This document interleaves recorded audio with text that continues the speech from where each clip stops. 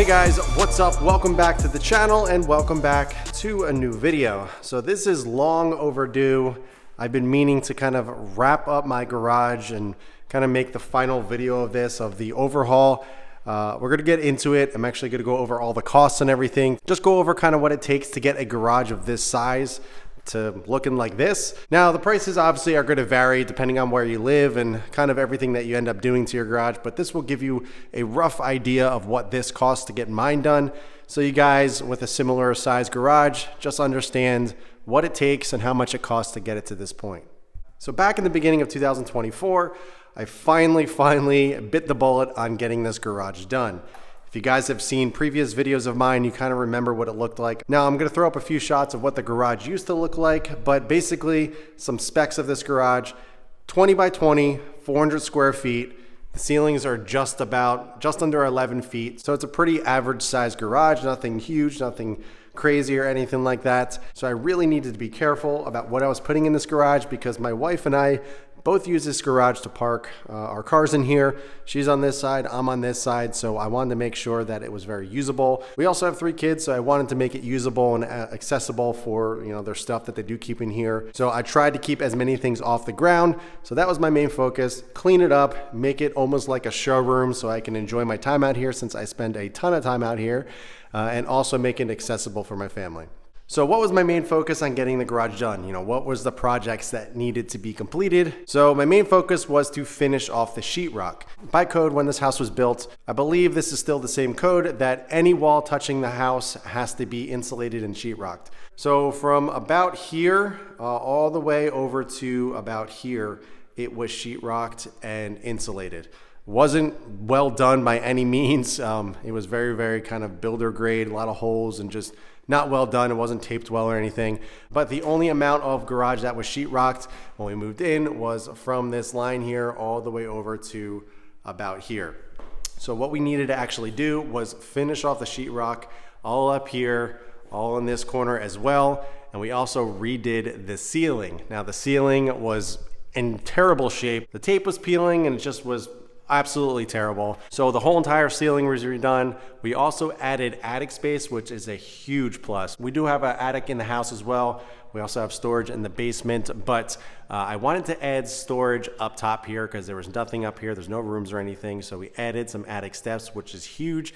I store all my car parts up there and anything else that we need to store up there. It's been amazing to keep this place clean and kind of keep everything organized. So that was really nice.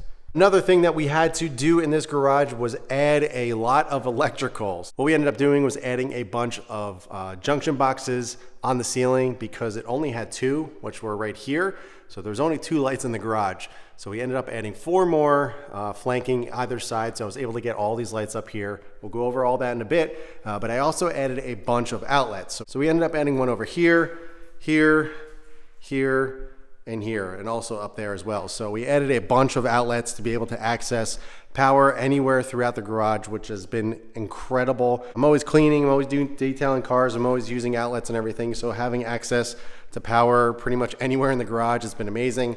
I wanted something in all corners, so I got there, and in the front, also on the side, but we also added one up there for the pressure washer. So it's been awesome. I love that we added all that electrical, and it's really just made this garage so much more functional than when it was. Now on the cabinet wall, you can see over here, we added a few things. I ended up adding or upgrading to a much larger TV than what I had in here, which was a 32 inch. This is a 55 inch. I also kind of completed the Husky array. I only had this, which was the toolbox, and I had this and these 2 above the workbench over here, but I ended up adding a whole other tall cabinet, top 2, and this as well, and it kind of just completed that look, and I absolutely love how it turned out. So the flooring, this was actually already here. I put this in about 2 years ago before we ended up doing the garage. This was one thing that I wanted to do right away because I love Swiss tracks. So the total is not going to have the Swiss tracks in the total amount, but I'll let you guys know kind of what I paid or what it's currently the pricing to kind of get a 20 by 20 garage done, so you get an idea. But this I already did 2 years prior to finishing off the garage, so keep that in mind. All right, so let's start getting into what you guys want to know, and that is the cost of everything. Now, the company that actually ended up doing the work is a family friend, so I got a little bit of a hookup and everything. So again, These prices are going to vary. This is just kind of what I paid. So take it with a grain of salt. Don't, say this is the price and, I could do it cheaper or, mine's more expensive, whatever. This is just what I paid. It's a family friend. They're helping me out. Now keep in mind, there's two different prices. There's going to be labor and there's going to be materials. Materials are what they are. That's just what it costs at that time. Labor is kind of where you can make the price go up or down depending on who's doing it for you. If you're doing it yourself, that kind of stuff. I'm pretty handy when it comes to, doing housework, but doing sheetrock and all that stuff, I have no problem leaving it up to the professionals. I am not a sheetrocker by any means. So, again, take it for a grain of salt. You can cut costs here and there, but for me, sheetrock and electrical are just not my things. So I left that up to the professionals to make sure it was done right and properly. So let's go ahead, let's get into the cost. So just to get the sheetrock done, this is for the labor and all the materials. It was $699 for the materials, which was all the sheetrock and the tape. Labor for taping, sanding, putting the sheetrock up, doing all that was $2,769. Now, as I mentioned, I wanted to get this place insulated as well to kind of maintain the temperatures in here because I do work out here and I'm here very, very often out in the colder months. So I wanted to make sure everything was insulated so at least somewhat stays comfortable in here because when it wasn't, it was pretty darn cold. Insulation cost for pretty much from here all the way around was $316 for materials, and for labor, it was $275. So a couple other specialty things that I got done in here was doing some soffit work because we had some lines and wires and everything running up here, also a gas line. So they did need to get some extra materials to box all that out. So for all the materials, it was $214 and labor was $300 to get all that done. Now let's move on to the attic cost. Obviously this is going to vary because of the height of your ceilings, but as I mentioned, mine is just under 11 feet. It's about like 10 and a half, 10.8, something like that. For the attic stairs, the labor and everything involved, also the flooring that we put up there, all of the plywood, was $1,750. Moving on to the electrical, so to add all the junction boxes up here for the light on the ceiling, as well as all the outlets around the garage on the walls, it was $1,048.75. The Husky array. Now, as I mentioned, I picked up a few more pieces, so I got this, the tall cabinet, and the two uppers. That came out to $1,435.78. So the paint, I ended up doing that myself. My wife and I actually tackled this, so we painted all of the foundation block, all of the walls, and the ceiling. The ceiling was a major pain in the butt. I ended up doing like 5 or 6 coats. Looks amazing, but it was a lot of work to get it to look this nice. Now for the paint, I ended up using 4 to 6 gallons. I forget exactly how much, but the pricing on that for all the rollers and all the materials and everything, again, we did it ourselves, came out to $287.39. Now, as for the color, I know a lot of people ask this question. I went with the Matte Mormon Special. I did the Harbor Gray, and then the ceiling is a Tricorn Black. It's a matte finish, so it's not satin or it's not glossy or anything. Matte looks best. It's easier to touch up, and I just think it looks so much better in the garage. Now, for the lighting, I ended up picking these up from Obsessed Garage. This is the 2-car solution, 4 bulb. These are from Prime Lights. That's where Obsessed Garage gets them from. I ended up picking these up. They helped me out a little bit on the pricing of these, not much, but the pricing on all of these, which includes the bulbs, was $788.17. Now there were some miscellaneous items that I ended up picking up, like I did some wire hider and stuff and just some random little things here and there. That all ended up to around $200 or so. It was probably a little bit more, to be honest, but I just wanted to keep it nice and even. So to get this garage looking exactly like this, and what I personally needed to put into it to get it to this point was $10,766.93. Now keep in mind, I didn't have to do any pricing for the lights on the garage door, which we'll go over all that kind of stuff in a second, but also the switch tracks and the pressure washer and all the kind of stuff that I have in here as well. I already had that stuff, so I just kind of put it back up on the wall and, put it in different spots like I did with the lights that I used to have on the ceiling. So, but yeah, that is what it cost me, just under 11 grand to get this space looking exactly like this. Kind of reused a few things, but I absolutely love how it turned out. It looks amazing. I love that I did the black ceiling. I know that was kind of, I was back and forth on that. I was just gonna do white or I was gonna paint it the same gray, but the black honestly just took it to a whole other level, and it really, really makes this space look bigger and also makes it like a showroom. So when I'm in here, it feels like it's a room in the house. It doesn't feel like a garage or anything like that. It really feels like a space that I want to be in. All right, so flooring. I know a lot of you are curious about how much this would cost. Again, it's a 20 by 20, so 400 square feet. Around the time, I think it was like $1,400 or so to get this done, which was a pretty darn good deal. Now prices have increased. I think it's around $2,000 to get the same space and the same exact design done in a 20 by 20. You know, that can vary obviously because I'm not sure what the current prices are, but I think it was like $1,400 or $1,500 or so to get this space done. So it wasn't too bad. Now it's definitely a little bit more than it was. So it's a little bit more harder to bite the bullet, I would say. But at the time, it was around that price to get mine done. I also installed it myself, so it's not hard. Everything just clicks together. I absolutely love it. This is kind of a 50-50 for some people. Some people love it, some people hate it. I'm somebody that loves it because it stays looking clean at all times. And if you ever need to clean it, you simply just vacuum it, or you can pull the whole floor out and clean the whole floor. It's very, very easy to work on, slides very easily. All the jacks and quick jacks and everything work perfectly on here.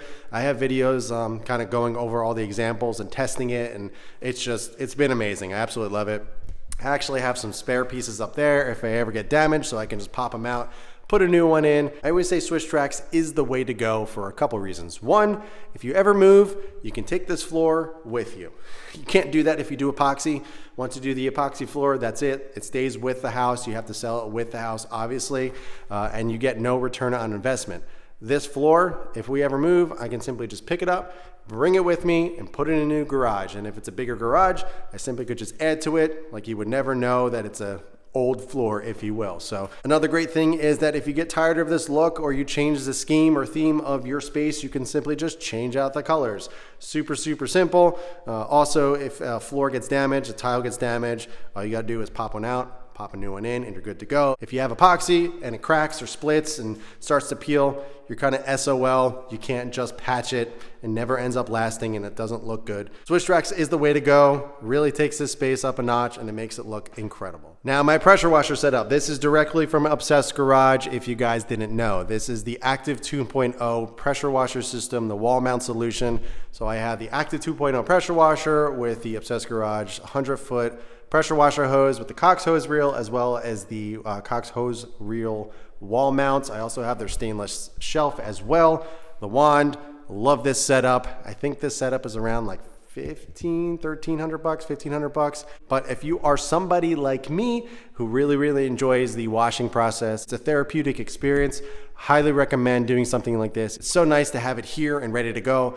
It's already plugged in. All I gotta do is hook up the water line, which is right outside the garage right here.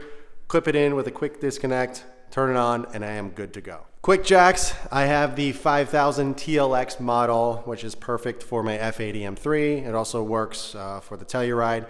I haven't tried it on the truck yet. I believe it's over the 5,000 weight, so I probably won't be able to use it on that, but I've used this on multiple cars with friends and everything. It is incredible to get this exact set with the wall mounts and everything. I think it's around $1,800 or $1,900. Obviously prices may vary depending on the time of the year and the sales and everything. These things, I highly recommend them if you work on your car a lot, you change wheels, you want to do a wheels off detail or something like that. Awesome tool to have in the garage. Now, as for a vacuum, I have the Bissell Garage Pro vacuum system.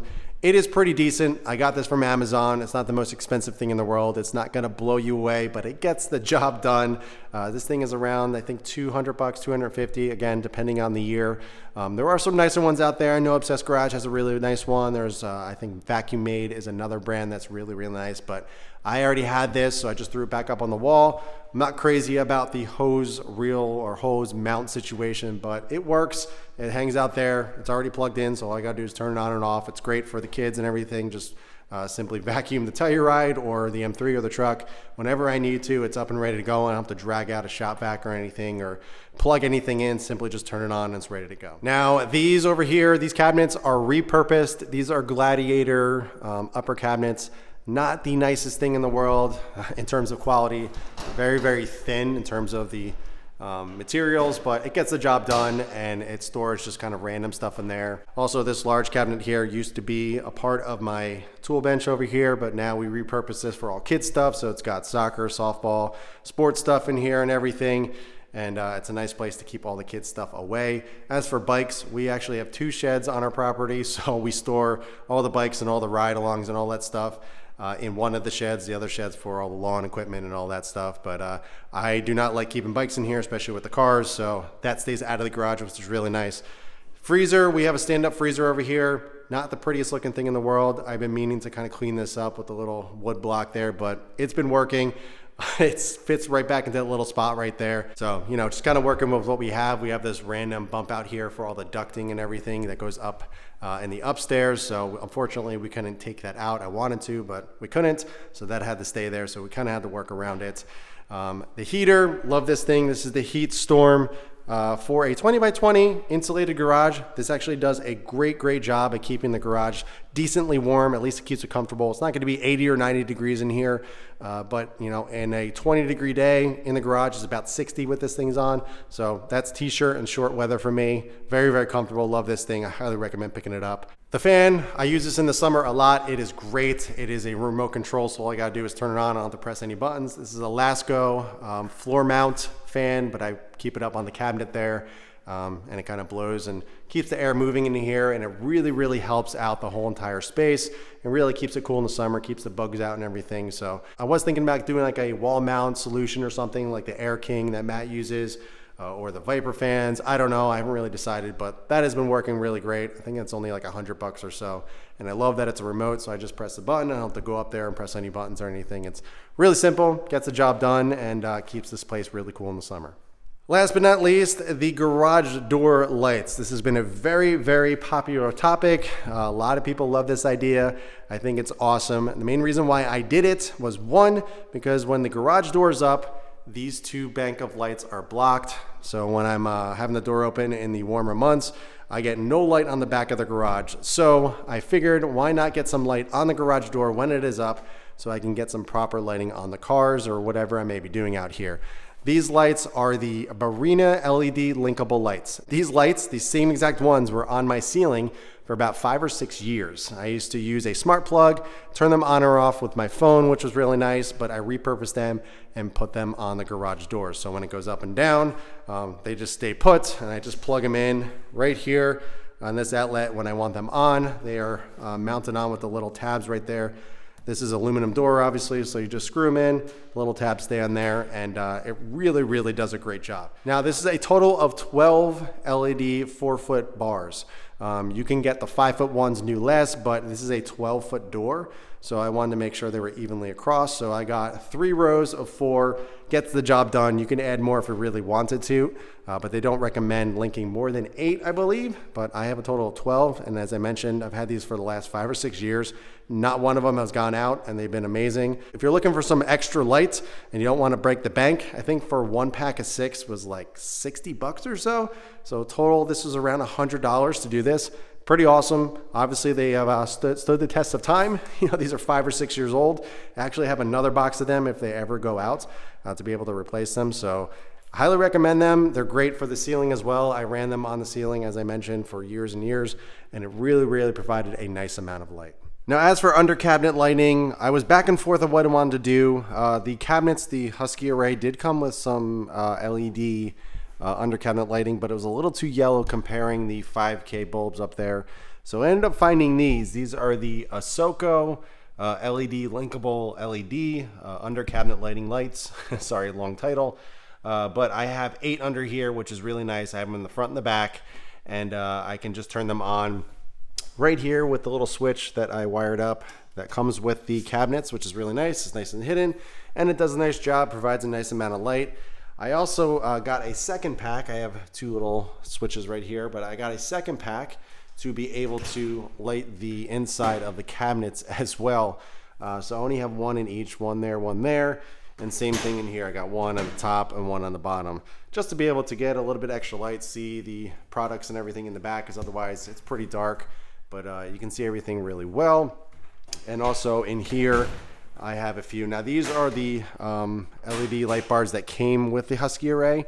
So if you look under here, they're much larger, or much wider, I should say, longer, but they're a little bit more yellow, so not as bright or not as white as the 5K. So I only have 3 in there. I got 1, 2, and then 3 under there.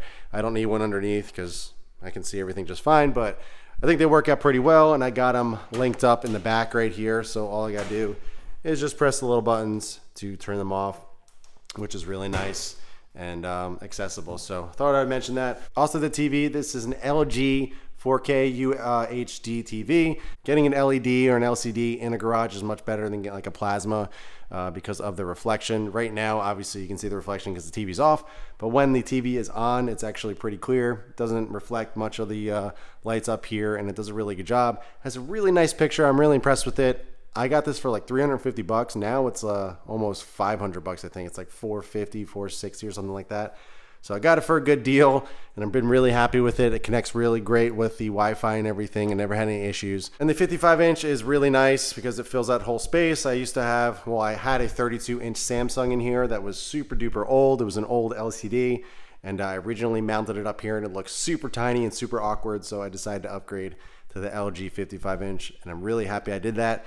This is still temporary. I may put the wires in the wall and everything. I just honestly haven't gotten to it, but yeah, LG 4K UHD, really happy with it. Last but not least, stereo, nothing crazy. This is what I use in here. I've been using it for the last few, I would say about 4 years or so. These are the Edifier Bluetooth bookshelf speakers.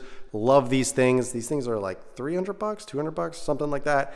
Has been amazing. They sound great for what they are. Obviously it's a garage, so the sound and the acoustic isn't going to be amazing, but being able to get some music in here is really nice. I can play it off my phone. As I mentioned, it's Bluetooth. It's also hooked up to the TV as well, so when I'm watching football or whatever out here, they are hooked up to the speakers here, so it's really nice to have that option.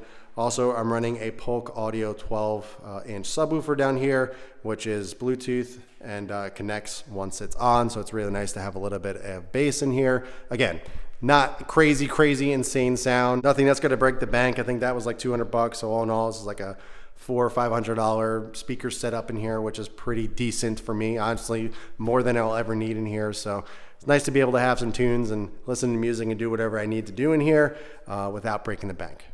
So if you were to add that up all together with the flooring and the lights and all the other little accessories and everything, I didn't add it up completely, but you're probably looking at around 15 grand to get something like this done.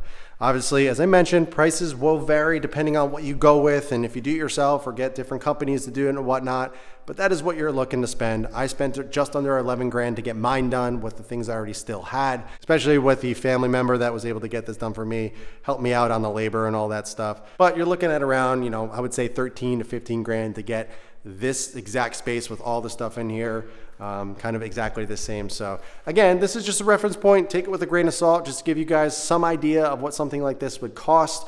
I absolutely love it. It honestly has changed my life because I have 3 kids, 3 girls, and it's so nice to get out here, just kind of escape from reality, hang out with the cars, wash cars, whatever you need to do in here. It's so nice to be able to have your own space and get out here and do what you need to do and kind of escape from the real world, whatever may be going on, and just to get out here and enjoy your time.